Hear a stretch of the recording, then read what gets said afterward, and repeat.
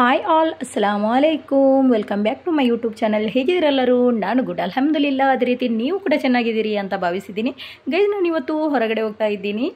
ನನಗೆ ಕೆಲವೊಂದು ವಸ್ತುಗಳನ್ನು ಪರ್ಚೇಸ್ ಮಾಡಲಿಕ್ಕಿತ್ತು. ಹಾಗಾದರೆ ಗೈಸ್, ಬನ್ನಿ ನಾವು ಇವತ್ತು ಏನು ಪರ್ಚೇಸ್ ಮಾಡ್ತಿದ್ದೀವಿ ಅಂತ ನೋಡ್ಕೊಂಡು ಬರೋಣ.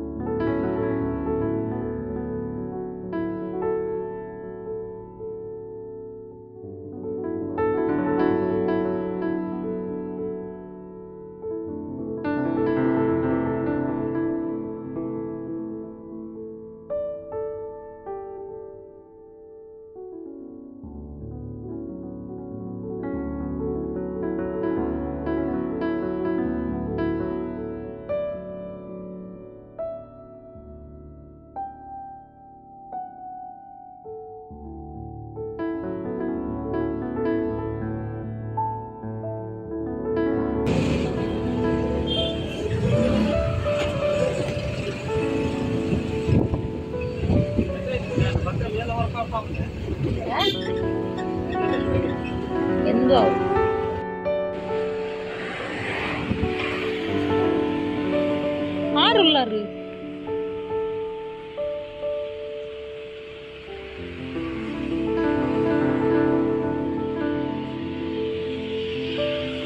ഉടാലില്ലേ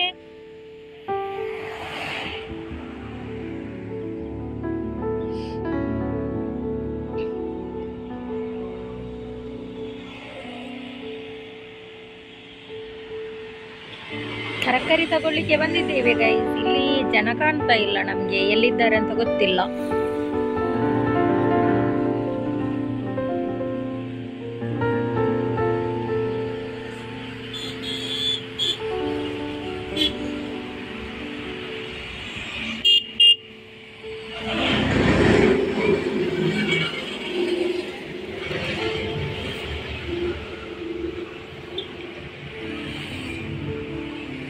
ಯಾರು ಕೂಡ ಕಾಣ್ತಾ ಇಲ್ಲ ಇಲ್ಲಿ. ನಾವು ಯಾರ ಹತ್ರ ತಗೊಳ್ಳೋದು ತರಕಾರಿ? ಯಾರು ಇಲ್ಲ. ಓಯ್ ಡೆಲೆ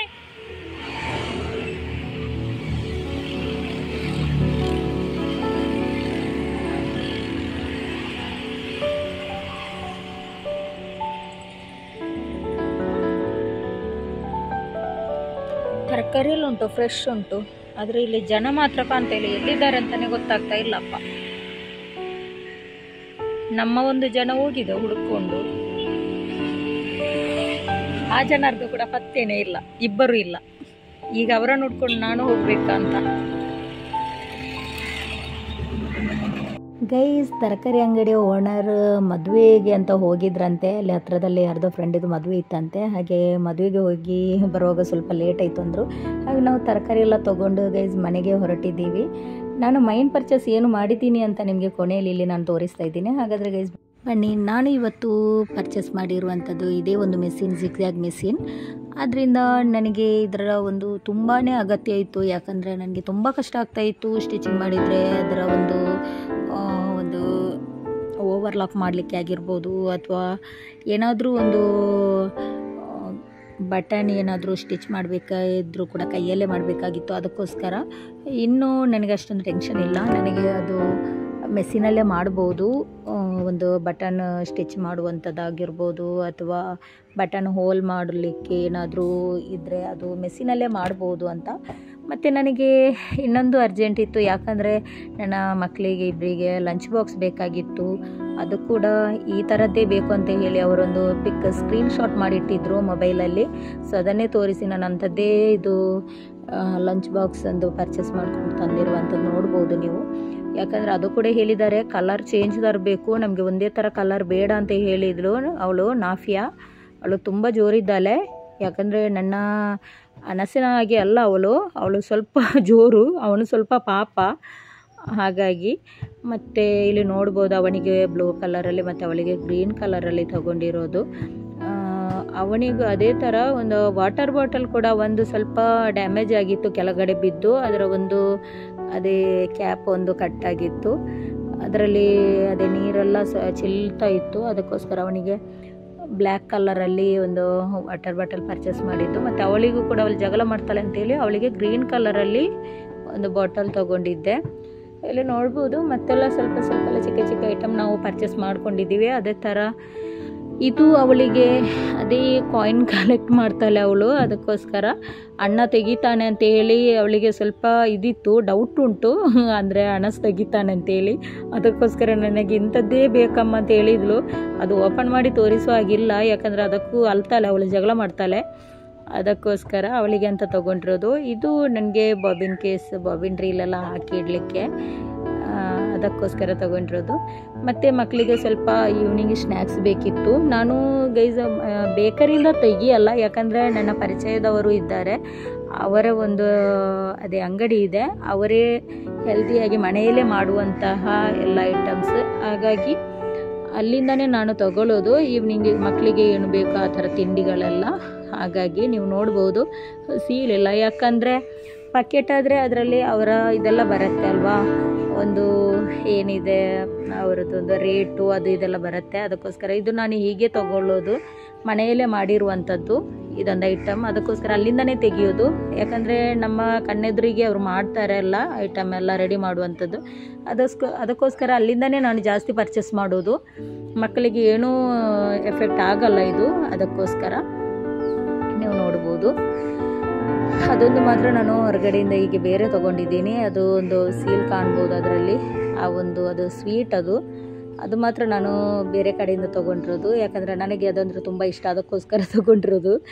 ಮತ್ತು ಇದೆಲ್ಲ ಮಕ್ಕಳಿಗೋಸ್ಕರ. ಮತ್ತು ಇದೊಂದು ಬ್ಯಾಗ್ ಅಂದರೆ ಅದು ನಾನು ನಿಮಗೆ ಇನ್ಶಾಲ್ಲ ಹೇಳ್ತೀನಿ, ಅದು ಯಾಕೆ ಪರ್ಚೇಸ್ ಮಾಡಿದ್ದೀನಿ ಅಂತೇಳಿ ಇವಾಗ ಹೇಳಲ್ಲ ನಾನು.